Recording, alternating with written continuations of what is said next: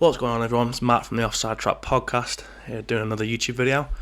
Luke blew me out of the water with the views on his reacting to the cup final yesterday, so I need to hit him back where it hurts. Obviously, last week we talked about the Super League and how that ceased to exist, which is, really good. But what people didn't really realise was underneath all of that, going sort of under the radar, was the changes to the Champions League. And that's what I want to talk about, because I'm not overly happy with the changes to the Champions League, if I'm honest. So, for those of you who don't know, at the start of the 2024-2025 season, the UEFA Champions League will change dramatically. Currently there's 32 teams, 8 groups of 4, and then you go into knockout rounds, round of 16, quarters, semis, final, winner. As of 2024 though, that number of teams goes from 32 to 36, and you go from 8 groups of 4 to 1 league. The way that the new format will work is in terms of you have the league, obviously you get your 3 points or for a win, 1 for a draw, none for a loss. That's not going to change, that's football. But yeah, you will all be ranked into one league. You play 10 games, 5 home, 5 away. And then you will then obviously play your games, and that's how the league will play out. So, how do you advance to the last 16 in this new format? Well, if you win enough games to get into the top 8, you automatically qualify. And then the sides placed between 9th and 24th, they go into playoffs. If you finish 25 to 36, you're knocked out. This is also crucial, you now don't go into the Europa League. You are out of European competition. That I am actually a fan of. I don't feel like it's justified going, like you don't do well in one competition, but because you don't do well in the group stage, but you don't do terribly, you're rewarded by getting a knockout position in another European tournament. I don't agree with that personally, but what can you do? So then, teams 9 to 24 will have playoffs, and then it's basically those who finish between 9th and 16th will be seeded, meaning they face a team placed 17th to 24th with home advantage in the second leg. And then you have your 8 that go through on there, plus your 8 that go through the playoffs, and that's when you get to your round of 16, quarters, semis, final, winner.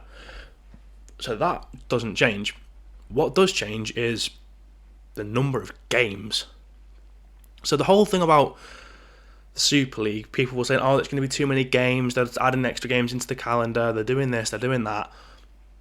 Well, UEFA have just put 100 extra games into calendar for teams. Currently in the Champions League, you play 6 games in the groups. You're now going to play 10. 10 games in the group stage. That's before you even qualify. And even then, you might have to then do 2 more games to even get to the round of 16. So let's say that Liverpool finished 9th in the first season of this new Swiss-style format. So they played 10 games to get to 9th. They've then got to play 2 more games to get through to the round of 16. So that's 12. And let's say they go on and they win. So then that's 12, 14 to get to the quarters, 18 to get to the semis, 20 to get to the final, 21 games in the European competition. That's more than half a domestic season. It's ridiculous. Putting that kind of pressure and physical strain on footballers, it's not healthy, it's not good. But why are they doing it? Because they can get more money. This is why they're doing it, so they can get more money, and it's wrong. It's all about profiteering the owners. And this is exactly what happened with the Super League. Only difference was the Super League was private and you couldn't get relegated. So people weren't happy about, so you're not getting into this tournament based on merit. You're getting into it because you've bought your way into it. But the key phrase there is you're not getting into there based on merit. And this is where the Champions League kicker comes in. Because obviously there's 4 extra spots coming into that. So how do those 4 spots get allocated? Well, on UEFA's website, slot 1 of the additional places will go to the club ranked 3rd in the championship of the association in 5th position in the UEFA National Association ranking. The championship associated in 5th position, so obviously that's an extra place for France, basically. That's what it is. Because the top 5 leagues aren't going to change. So it's an extra guaranteed place in the competition for a French team.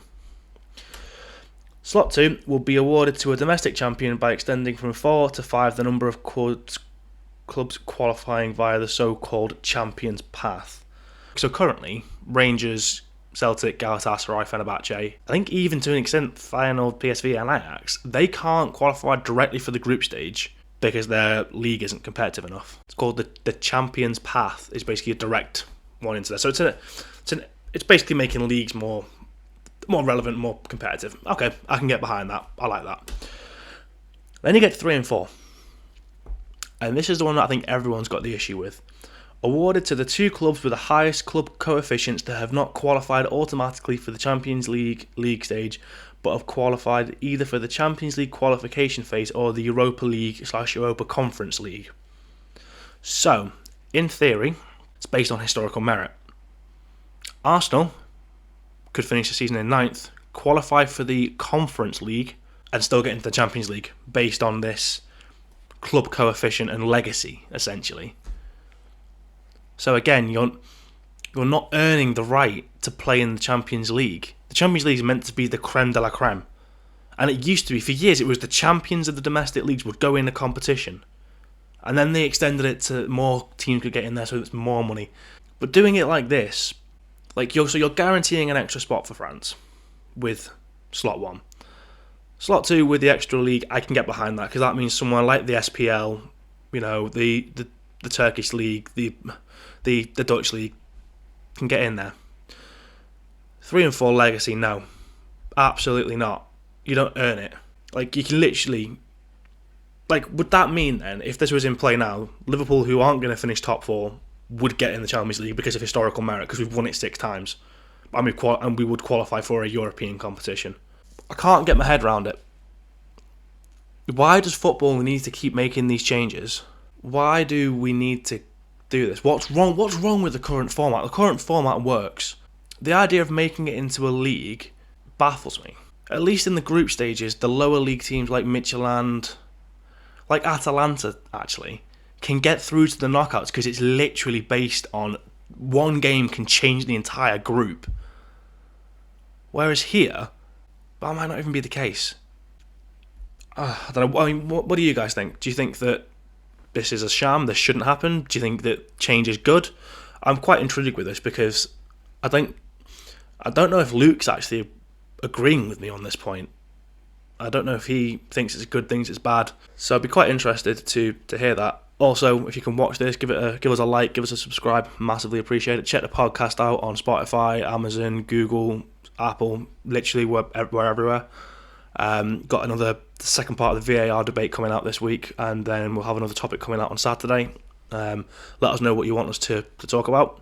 Do you want some more videos like this? Do you want me and Luke to do videos together? We're more than happy to do that. Let us know. Thank you again for your support, as always, guys, and we'll catch you later. Cheers.